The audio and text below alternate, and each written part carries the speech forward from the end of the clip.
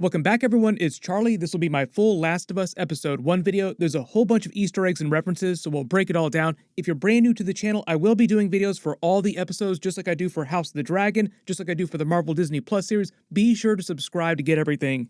It is just getting started. It's only going to get crazier. If you have not played the games, they are amazing. I would highly recommend it. Season 1 is following the events of the first game, future seasons will follow the events of the second game, and then I think that they're planning on making The Last of Us 3 eventually, and they'll probably adapt that as well. Careful for spoilers from the episode. If you haven't seen it yet, we'll start at the beginning and just work our way through shot by shot, talking about Easter eggs and WTF moments. Starting with the episode title, it was called When You're Lost in the Darkness, and it's a reference to the Fireflies' motto, their catchphrase that's written on some of their symbols, the graffiti that's all over the place. The full phrase goes, when you're lost in the darkness, look for the light. The reason they're using this for the title of episode 1 is because it's all about Joel meeting Ellie for the first time and learning about the Fireflies' mission. The Fireflies are a rogue group within the United States in the game who try to oppose the military regime that's currently controlling the majority of the United States through all these quarantine zones. And as they say in the episode, it's a form of dictatorship, like life is generally really bad for everyone inside the zones. They want to get rid of them and install a civilian government more akin to what things used to be like in the United States, thinking that they'll better be able to tackle the fungus and create a vaccine from Ellie. Joel's whole mission throughout Season 1 will be to get Ellie to the other Fireflies on the other side of the United States so that they can study her and create a vaccine. Easier said than done. The reason why they ended the episode with the 80s song is because the 80s songs were code for Trouble is Coming, and that was meant to be a big metaphor foreshadowing for not only episode 2, but also the rest of the entire series. Like, if you think things are bad now, just you wait a couple more episodes. But the actual opening scene is a flashback to 1968 to set up the whole cordyceps virus and explain how it works and how the initial outbreak worked. It's one of the big differences between a series like this, which is similar to The Walking Dead and then it's post-apocalyptic and you're talking about this giant outbreak, but the main difference is that you actually find out at the very beginning here, like literally in the opening scene, what actually caused the outbreak, whereas they never really addressed that during The Walking Dead. The official name of the fungus is the cordyceps brain infection, or CBI, because of the way it takes over people's brains. And the scientists there talk about it like, oh, it takes over your brain, it needs to consume more to grow, and it slowly mutates the body, which is a reference to all the different stages of infection and the different types of infected that they'll encounter. Like during The Walking Dead, you have the zombie walkers, like they're called walkers, but during The Last of Us, there's several different kinds of these creatures with each different names and different abilities, like they slowly mutate and gain extra abilities and become harder and harder to kill. There are two main ways to get infected, like a bite or by inhaling spores that are given off by the bodies of the infected after they're destroyed. So even after you kill one of them, it's not over. They give off spores and can continue to infect other people, which is why they're so much more dangerous than your average walker from The Walking Dead. And they also imply in this opening scene that global warming was the real reason for the initial outbreak, because under a certain degree, the fungus couldn't spread the same way. And it is based on a real-world type of fungus, like it actually exists. So the whole idea is that global warming raised the temperature levels of the planet just enough so that the fungus could spread. So it's kind of meant to be a cautionary tale in present day. The intro scene depicts the growth and spread of the fungus itself across a map of the United States. Like you see the fungus growing, but you can see the outline of the United States, the rest of the planet, as it spreads across it really quickly. And that is part of the idea, like the fungus itself spreads extremely quickly once you get infected. The opening theme song is also the original Last of Us theme song from the game. There are about 5 different stages, 5 different main types of infected. After just a little while, they turn into what are called runners. They start biting people like regular walkers from Walking Dead, just super fast. Then after a little while longer, they evolve into stalkers, getting a little bit more dangerous, a little bit more tough to kill. Stage 3, after about a month of being infected, they turn into clickers and look like this. They gain the ability of echolocation because they essentially lose their sight.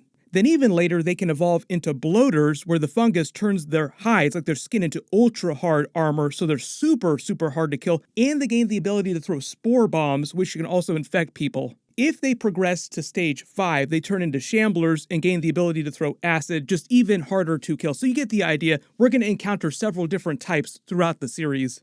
We saw runners during episode 1, we might see all the way up to clickers during episode 2. But then they actually changed the timeline just a little bit. There's a small change from the game. So when they pick up in 2003, that's actually 10 years before the video games. The video games picked up in 2013 when Sarah and Joel were living together. But it's just meant to show you Joel's life before the outbreak with his daughter. They're living in Austin, Texas. He's a construction worker with his brother raising Sarah alone. He's meant to generally be a good person, and it foreshadows a lot of his actions later on in the story. Like he jokes about his brother Tommy needing him to survive, and later in the story, part of the reason why he's trying to get the battery is so that he can get supplies to his brother, thinking that it will help him survive in Wyoming. We meet Tommy, who's played by Gabriel Luna. He's going to be a big character later in the story. Most of you probably remember him as Ghost Rider in the Marvel series. He's also generally meant to be a good person. Sarah pulls out the watch that she winds up giving Joel on his birthday, which is his only reminder of her in present day. He constantly kept it on him, and it still does not work in present day. A lot of these scenes in the flashback here are expanded from the video game. Like, the video game does have a flashback to explain how this all happened, but it's much bigger in the episode just to give you a better sense for what he was like before things went crazy. The military bumper sticker on his truck is just to let you know that they used to be soldiers. They had a certain level of training that helps them survive in the apocalypse. Like, he is a man with a certain set of skills. And I love the way that you're just kind of waiting for things to go nuts. Like, you just start to see weird things happening in the background, more and more sirens, more military planes flying over. The whole idea with the spread of the fungus is that it is super quick. If you get infected, typically you start turning within a couple hours. You get super creeped out the minute they introduce that old lady too, like you're just waiting for that old lady to get up out of that chair and turn into a runner. Part of the reason why she turns first and not like the dog or the other people is because she's immunocompromised, so her body has an even harder time fighting off the fungus. But part of the idea is that pretty much everybody is susceptible to the fungus. If you come into contact with it, you will wind up getting infected, but there are just like a couple exceptions, Ellie being the first one that they find out about. Way later in the story, they do introduce more characters who also have similar immunity to Ellie. So like, she's not the only person in the entire planet that's immune to it. It's just that she's the only person that they know about in the United States right now that's immune to it. When she winds up giving Joel the watch and starts talking about being an honest thief, that's more foreshadowing for him later on. Like, he's a smuggler by trade, and at least at the beginning, he doesn't really care about Ellie, but slowly winds up beginning to care for her like he cared for his daughter. She's basically like a surrogate daughter to him. They have a funny reference to the video games. The Curtis the Viper movie is a franchise that's featured in the games a couple of different places. Ellie comes across one of their posters in the second game too. When you start to hear explosions, you see the military starting to create blockades all around the city. We're talking about Austin, Texas here, but the idea is that this is happening all over the United States. It's part of the reason why Boston looks so bad in present day, because the military blows it up, thinking that that will contain the fungus. Unsuccessfully, of course. The whole idea is that the military rolls in and basically just starts shooting everyone on sight. That's why they're not letting anybody out of the city. Because when things start to go crazy, the whole idea is that just within the United States in general, the military are the only people who are briefed on the true extent of the fungus. Nobody else has any idea what's going on, why things are going crazy. When they make their break for it, they try to actually escape the city. They want to show you some of Tommy and Joel's skills, thinking on the fly. Like, the plans always go to crap. They always have to come up with a new plan on the fly. That will just continue to be a thing throughout all the episodes, the entire series. They show you how he wound up losing his daughter. The military winds up stopping them from escaping and gets an order from his superior to basically kill anybody, no matter what. That's what he's talking to his superior about. Like, you want me to do it? Okay, fine. You're not infected? Doesn't matter. We're shooting everybody on sight. His brother Tommy does wind up saving him, but Sarah isn't so lucky, and she dies in his arms. It winds up breaking him, and it's just meant to show you why he is the way he is in present day. He doesn't turn into a total dirtbag, but just in general, he doesn't really care about the rest of humanity. He only cares, at least before he meets Ellie, before he gets close to her, he only cares about his brother. This is going to continue to be a big idea with his character through the rest of the series. The whole idea of the needs of the many versus the needs of the few. The whole idea that he cares more about Ellie than he does about everybody. Then they jump forward 20 years, and it explains why they moved the timeline back a little bit, because in the present day of the series, it's 2023, our real world present day. Like, they want to make the series feel like it could potentially happen, like this could potentially be our reality. You see that nature has slowly begun to retake the planet. The reason Boston is in ruins, like I said, is because the military basically tried to bomb it to contain the fungus unsuccessfully. And in the aftermath, they erected one of the quarantine zones around what had survived of the city. There's versions of these quarantine zones in a lot of the big cities around the United States. This isn't meant to be the only one. There are a couple other big ones. The little kid arriving is meant to be a tutorial for how society just works in general, how the military rule over society works at this point. New visitors coming to the quarantine zone get rigorously tested for the fungus. They strap him down in the chair so that he can't escape if he has been infected. They show you these devices that they use to test people for the infected. That'll be a big thing. And it's also meant to foreshadow the end of the episode when they reveal Ellie's immunity. The red light on this is also meant to show you that this kid is also positive for the fungus, so when she gives him that soft speech about, oh, everything's gonna be fine, here's some medicine to make you feel better, it's actually her lying, and they're essentially euthanizing him. We meet the older Joel. He's still wearing the watch that his daughter gave him. It still doesn't work, which Ellie references later in the episode. Oh, by the way, your watch doesn't work. He wears it as a reminder of his daughter. It's more of a memorial to her than an actual timepiece used for keeping time. They show you what his daily life is like inside the quarantine zone, just doing regular jobs when he's not smuggling things. Like, that is his major trade, is being a smuggler. They reference the rations. That's also what he's trading the soldier for later. The whole idea is that the military uses those to ration out food to people, but there's never enough to go around, which is why he is needed as a smuggler, because he smuggles in food amongst a lot of other things. They show you what life is like under military rule. They execute anyone found to be violating any of their rules, like breaking into the zone, trying to leave the zone. That'll get you killed.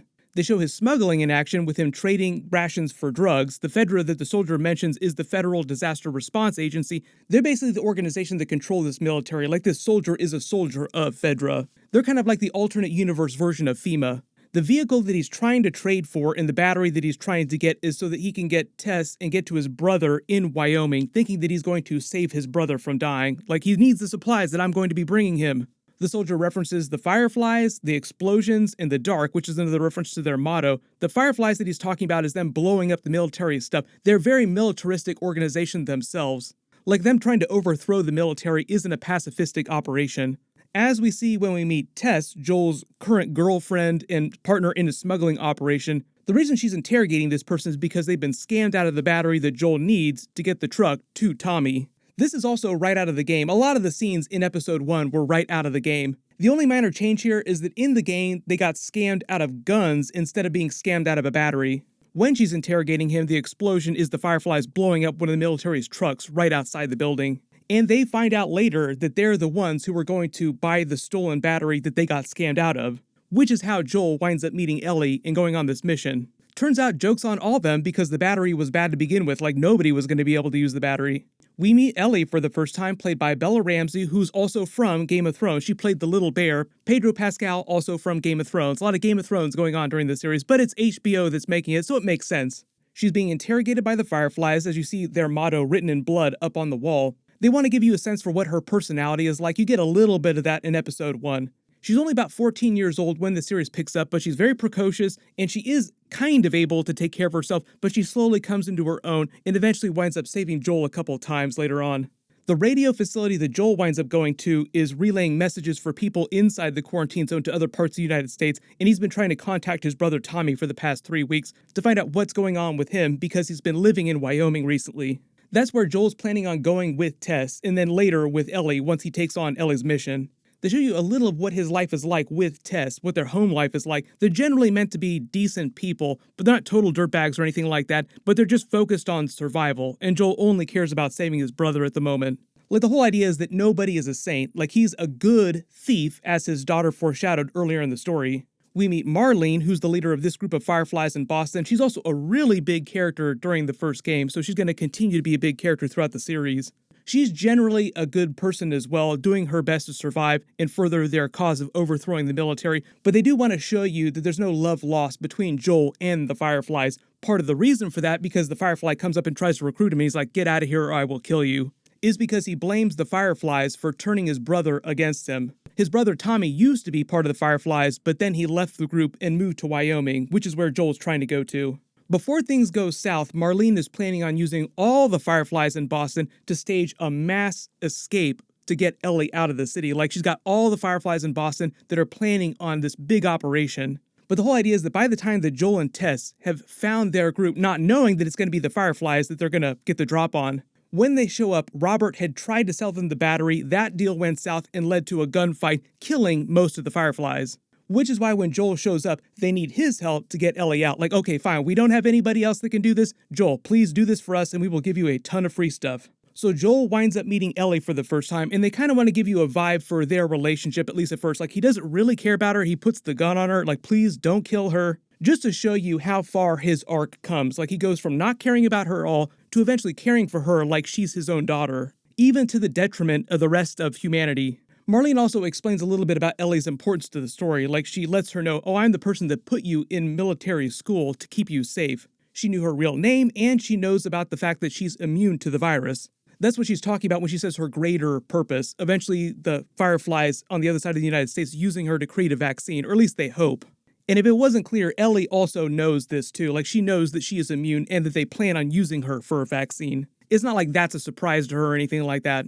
Back at their place, Ellie learns about Bill and Frank, who are huge characters from the games. Everybody's been really excited to see. I believe we'll run into them during episode 2. Like, they're featured in the episode 2 trailer, but they might also be in episode 3. They're the ones that help Joel get the car that he needs in order to actually physically get Ellie across the United States to the other Fireflies. So they're critical to his plan. She references the broken watch, causing him to have a flashback to his daughter when he falls asleep, and that's meant to foreshadow him beginning to think of her as his surrogate daughter. The whole joke about her breaking Joel's music code on the fly just meant to show you that she's resourceful too, like she comes into her own throughout the story. Like I said, she also winds up saving Joel's life a number of times. All their scenes of the escape when the storm starts, it's all right out of the video games. The guard that they encounter is the one that he just got done trading the pills to. The test is also meant to show you that Ellie is infected and reveal the secret that she is immune to the virus. But it sounds like they push a lot of the revelations of that to episode 2, because they escape into the outer quarantine zone of Boston. The cry that you hear in the background is one of the infected that they'll wind up facing, like as we start to see more and more stages of being infected. I don't know if it's going to wind up being a clicker. They might show us some clickers in episode 2. Like I said, it goes from runners, then you turn into a stalker, then you turn into a clicker, then you turn into a bloater. So they'll just encounter more and more dangerous types of infected. And the reason why they end on the Depeche Mode song, Never Let Me Down Again, one is to alert them of danger, like the military is coming for them, retaliating after finding what they did to the guard. Also, just in general, it's meant to foreshadow trouble coming for them for the rest of the series, like, it's really getting bad now. And the lyrics in the title are more literally a reference to Joel not letting Ellie down, keeping her alive, unlike his daughter, and their trip across the United States. Overall, it was a great episode. It sounds like it's going to be an S-tier video game adaptation. Hopefully the God of War series winds up being as good as this. Let me know if you spotted any Easter eggs or references in the episode that I didn't mention in the video. They are following the video game plot pretty closely, but there will be some additions, like some characters that were not in the video game. They do have cameos coming from video game actors. Ellie's mother is being played by Ashley Johnson, who voiced Ellie in the video game, and Troy Baker, who voiced Joel in the game, will be playing one of the villains that they encounter during Winter in later episodes. My Last of Us Episode 2 trailer video will post tomorrow, and they're also releasing the Mandalorian Season 3 trailer tomorrow night, so of course I'll do a video for that too after it releases. Talk about Pedro Pascal crossover, Pedro Pascal into the Pascalverse. The funny thing about that too is that the plot of The Last of Us isn't too different from The Mandalorian, with him trying to protect very young, helpless beings. The funny thing about that too is that he actually had to get special permission from Jon Favreau and Dave Filoni, the Mandalorian people, in order to even do The Last of Us series. Like, please will you let me also film this other series? Everyone click here for my Last of Us Episode 2 trailer video. I'll update the link as soon as I post that, and click here for my House of the Dragon Season 2 teaser video. Thank you so much for watching. Everyone stay safe, and I'll see you guys